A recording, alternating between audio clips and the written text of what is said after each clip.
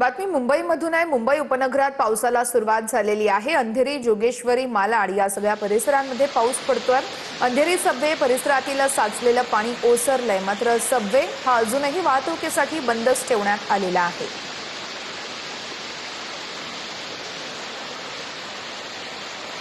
तर मुंबई उपनगरात पावसाने हजेरी लावलेली आहे। विरारहून चर्चगेटच्या दिशेने येणारी पश्चिम रेल्वेची वाहतूक ही उशिराने धावतीये।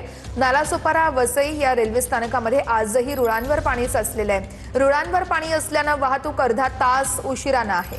तर मध्य आणि हार्बर रेल्वे मार्गावरील वाहतूक उशिराने असल्याचंही सांगितलं जात आहे। नालासोपारा तसेच वसई या रेल्वे स्थानकामध्ये ट्रॅकवरती अद्यापही पाणी साचलेलंच आहे। रेल्वे रुळांवरील पाणी ओसरण्यास सुरुवात झाली आहे। आज रेल्वे रुळांवरती फूटभर पाणी साचलेलं आहे, तर लोकल सेवा उशिराने धावत आहे।